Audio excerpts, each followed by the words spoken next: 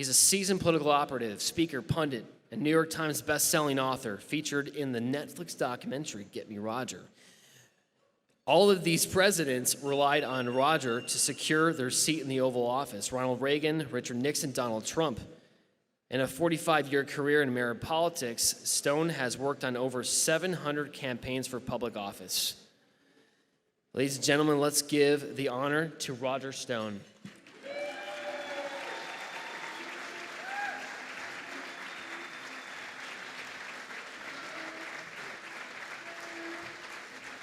Thank you so much.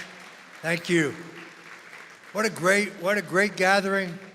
I can't wait to hear what I have to say. John, thanks. Put me on after Jim Caviezel. Really appreciate that. Folks, I voted today in the historic Florida Republican presidential primary. Well, let's just say I did not vote for Governor Ron DeSantis. No, the polls are now closed. I voted for the greatest president since Abraham Lincoln, Donald J. Trump.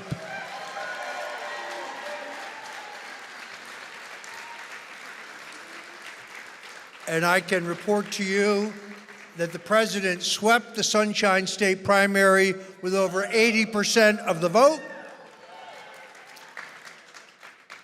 And turnout was heavy, which shows the intensity of this man's support and why he is headed back to the White House.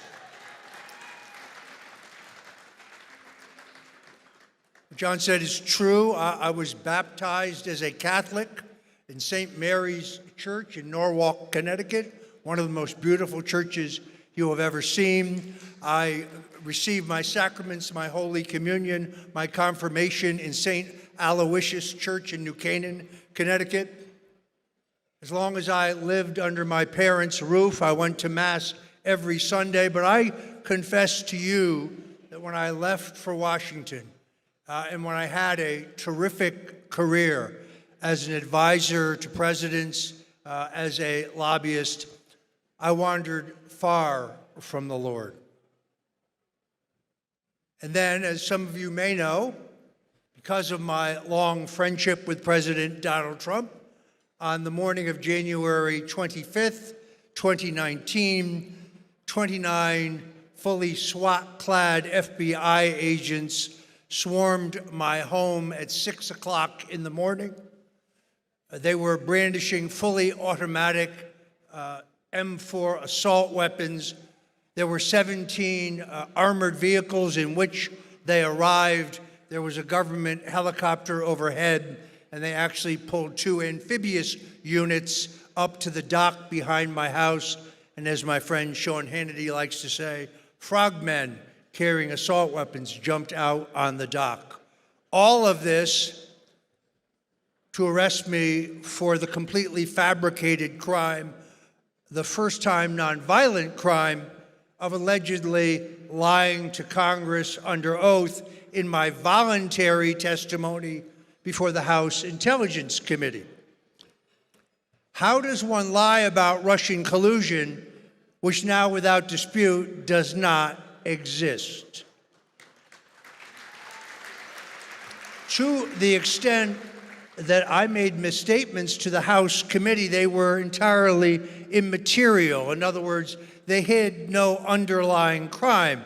The government, even in my Soviet-style show trial in Washington, D.C., in which, to my surprise, all of my constitutional rights to defense were denied me. I was gagged and could not defend myself. My wife and I lost our home. We lost our savings. We lost most of our insurance. I lost my ability to travel, and I was gagged by a judge who would not let me defend myself in public. Yet to this day, the government has never produced any evidence of either Russian collusion or WikiLeaks collaboration on my part. In fact, by July, it became clear as to why I was being put through this crucible. It was when they came to my lawyer and said, look, your client's going to die in prison. We know that there have been at least 26 phone calls between your client, Roger Stone, and candidate Trump in 2016, and if he will simply say that these calls pertain to the drop of the WikiLeaks documents as directed by the Russians, we'll write a letter to the judge in his case urging that Mr. Stone receive no jail time. In other words, they wanted me to lie. They put ungodly pressure on me to lie. They wanted me to bear false witness against the president, and I told them that they could go to hell.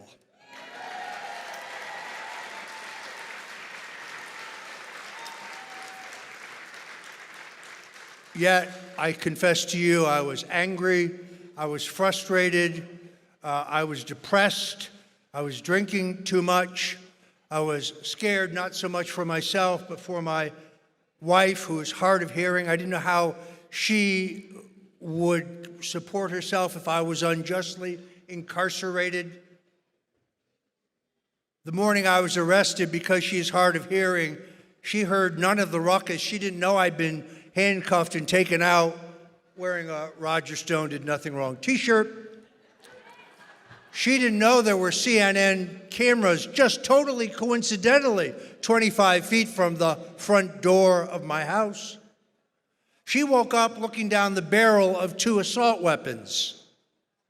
Yes, I became distraught. And then, thanks to the solid advice of a phenomenal number of clergymen, Father Grady in Fort Lauderdale, Franklin Graham, Pastor Leon Benjamin, Randy Coggins, and so many others, I finally realized that my only salvation existed in being restored in the blood of the cross.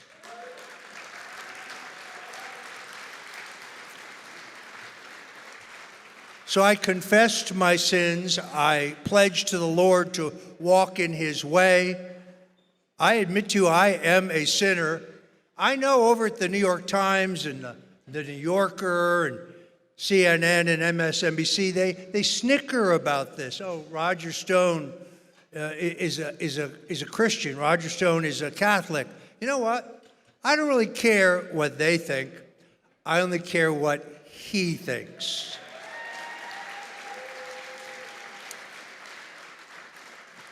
So I am restored as a Catholic. What kind of Catholic am I? I'm a Fulton Sheen Catholic.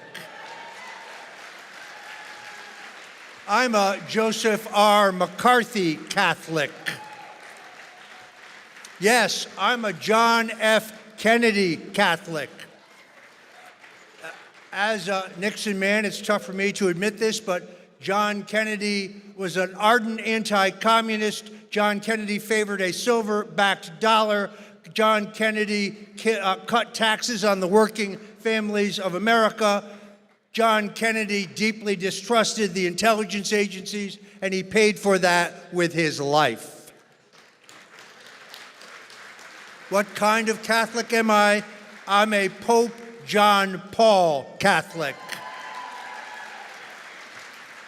I may get excommunicated from the church for saying this, but they can never excommunicate me from Jesus Christ. I don't recognize this pope. Our last legitimate pope was Benedict, and he was forced from the papacy.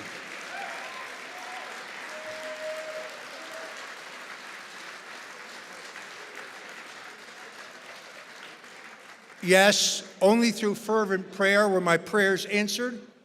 Did President Donald Trump see that I was the target of a politically oriented and motivated prosecution, a persecution, and they were just trying to squeeze me to get at him.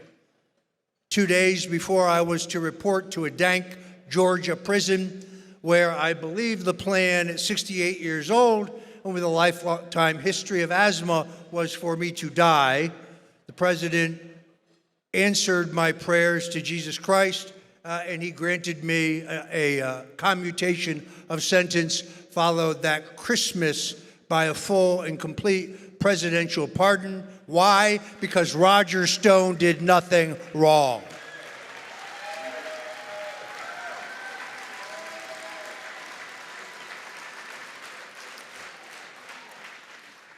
And this has changed my life. 1990, I considered myself a libertarian Republican. I was one of the founders of Republicans for Choice. And then 5 years ago, almost concurrent with my restoration in the faith, my first great-grandson was born. And I changed my views. The Lord touched my heart. I am proud to say today that I am 100% pro-life. And more importantly, I say to you, this is a fight, this is an issue from which we cannot shy, because the position of the Democrats to allow abortion, not only just up until the moment of birth, but after birth, is what New York Senator Daniel Patrick Moynihan correctly called infanticide. Their position is the extreme position on abortion. This is a fight that is worth fighting. Let me say that politics was not always like this. There was a time when both parties were anti-communist, when both parties believed in capitalism, when both parties believed in God. But the Democratic Party of John Kennedy and Harry Truman, that party no longer exists. That party has been taken over by a group of radical, atheist Marxists who plan nothing less than the full destruction of this nation and our constitutional freedoms. Don't think that this is a fight between Republicans and Democrats or between liberals and conservatives. This is nothing less than an epic struggle between good and evil. A struggle between light and dark. A struggle between the godly and the godless. And you heard Jim Caviezel say it, if we lose, this nation will step off into 1,000 years of darkness. But here's the good news. We have the leader for this moment. I have known Donald Trump for 45 years. He was at my wedding. I was at his wedding to Melania. He is an uncommon man. He marches to his own drummer. He is not managed. He is not handled. He is not scripted. He is 100% genuine. He is the toughest man I've ever met. Now, when you consider that I worked for Richard Nixon, who lost a race for president and then governor of California, only to claw his way back in the greatest political comeback in American history. And then I worked for Senator Bob Dole, a man who was hit by a shell in Germany, serving his country in World War II, a man who was told he would never walk again, he would never use his hands again, he would never feed himself again, but who, through sheer willpower, nursed himself back to functionality, to be a great leader, and who would have been a great president. When I tell you Donald Trump is the toughest man I know, that's saying a lot.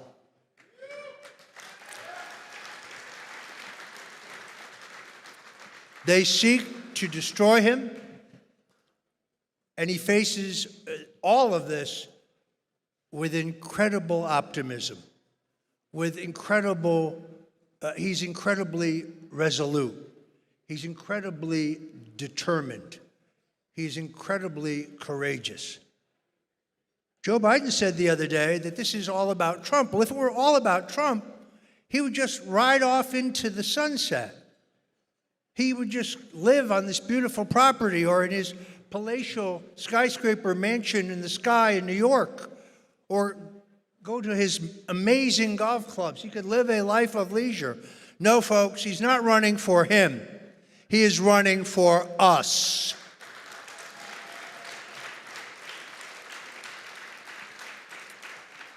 Look, I'm proud of my Catholic heritage. I am half Italian and half Hungarian. I'm Italian from the waist down.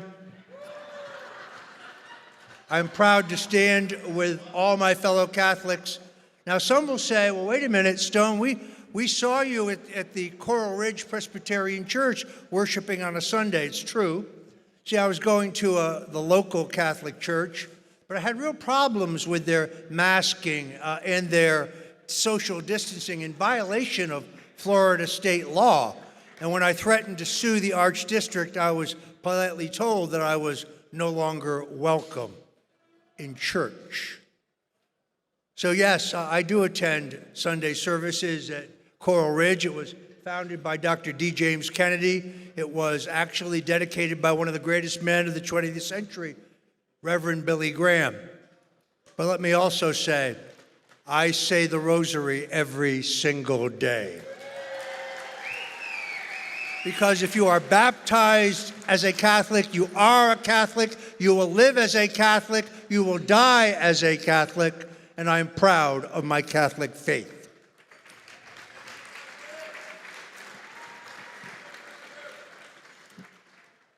It is not a secret that my political mentor was Richard Nixon. I'm also proud to have worked in 3 campaigns for governor, later President Ronald Reagan. And of course, I'm one of the earliest people in the country to urge my friend Donald Trump to run for president.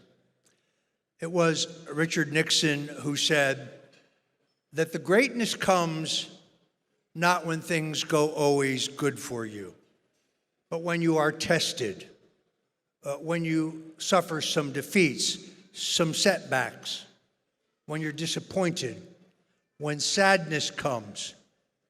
Because until one has been in the deepest valley, one cannot appreciate the majesty of the highest mountaintop. He also said that a man is not finished when he is defeated. He is only finished when he quits. My fellow Catholics, my fellow Americans, I implore you to join me in the final battle, because in the fight for America, I, for one, will never quit. God bless you.